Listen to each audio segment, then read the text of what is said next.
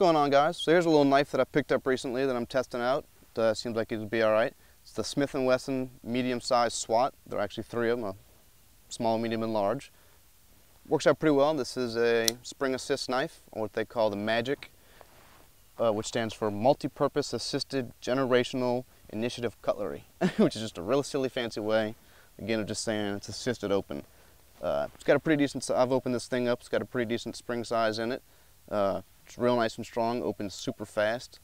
Also has a finger stud on the back, so it opens it quite easy. It works really well when you have gloves on. And the thumb stud is on both sides, so lefties can use it pretty well. I'm right-handed, so a little difficult for me, but works out pretty well. It's pretty comfortable. It has the inserts on it.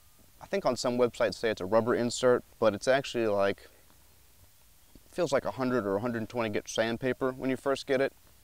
After you've handled it for a little while, it wears down to a good point, and it hasn't worn off anymore. It's quite comfortable. Like I said, it works really good with gloves in the hand. Give you a really good grip if it was wet or whatnot. And it's also a skeleton housing, so it's really easy to clean. That's a nice feature, I find. Standard liner lock on it. Locks up real nice and tight, I find. There's absolutely no wiggle on the blade at all. Close is really nice. It's got a really positive feeling close to it. It just snaps shut really nice. I don't know. For a $40 knife, this is one of the nicer ones I've seen. The fit and finish is good. The scale's made up nice.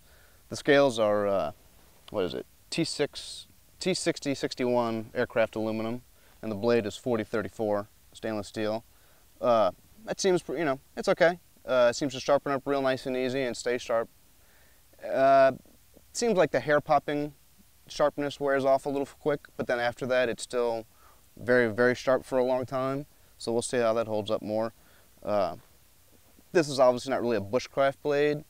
Of course, any knife can be a bushcraft blade in the right hands, depending on how you want to look at it. So that's a whole nother discussion for later. But I plan, this is just self-defense. Wanted a new knife, you know how it goes. Collect them, try something new. The safety on it is a nice feature. It actually works in both positions. Actually keeps even when the liner lock, I don't know if you can see that or not, even when the liner lock is disengaged, you still can't close the blade, so that's nice. And of course locks it closed as well. Personally, I wouldn't use it when it was closed. I don't want to have to take my knife off safety. I've had no problems with it. It doesn't snag on anything. It's not going to open up by itself, I don't think. Maybe for travel or something. But it is a nice feature to be able to have it locked open, though. So if you're wearing thick gloves or working or just whatever, you don't accidentally close it. So that's a nice feature, I find. The clip on it's pretty good. 3 torque keys. They're T6 all the way around, and the main one is a T10, I believe. But you only need to take these 2 off and the middle one off and take it all apart if you need to. Clean it real easy. There's only a couple washes in it. Everything's metal on this knife. The only piece of plastic I found is the little toggle switch itself. Metal washers on the inside, aluminum aluminum scales, stainless steel liners.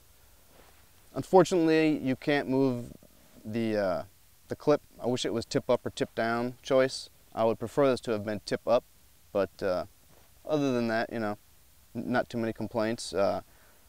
I do kind of find that this finger stud kind of gets in the way a little bit. This thing actually fits my hand fairly well for a medium-sized knife. However, if you would actually, be using this knife for its intended purpose, that might run up against your hand some. But on the same note, excuse me, that does toggle down the slightest bit, a little more than a 1/4 inch maybe. So that gives you a little room to maneuver it some and get a good purchase. The jipping on it is really nice. I don't know how well you'll be able to see that, but it's pretty deep, but it's also very rounded, so your finger does get really good purchase on it. So that's nice. It's got jimping on the back as well, and on the back handle area, and on the inside by the liner lock. So it's got a lot of good grip to it, and of course with the gripped inserts. They also did a nice thing. The back side is not quite as aggressive It's a little bit bigger and a little more rounded out so that it doesn't tear up your pocket. So that's a nice feature as well. The clip is very sturdy. So really not too many complaints on this. It breaks down easy and not too many parts. The spring seems fairly stout. We'll see how that lasts. One thing you always want to remember on a spring-assisted knife is that when it's closed, excuse me, when it's closed, the spring is under tension. So if you're storing this long term, you'd want to leave it open so there's no tension on the main spring. And or if you can, oil it beforehand if you plan to put it away. And that goes for all spring-assisted knives. I recently had a Kershaw, I think it's either a leak or the chive or something like that. I picked it up the other day, and even though despite it being open, it broke. The spring inside broke, took it apart, and it had a big crack in it. So that's one thing you have to watch out about spring-assisted knives, is that the spring can break. However, if it's a good company, they should be more than happy to either replace the knife or send you new springs. So anyway, I've been finding this pretty good so far, and we'll see how it goes. All right, guys, thanks for watching.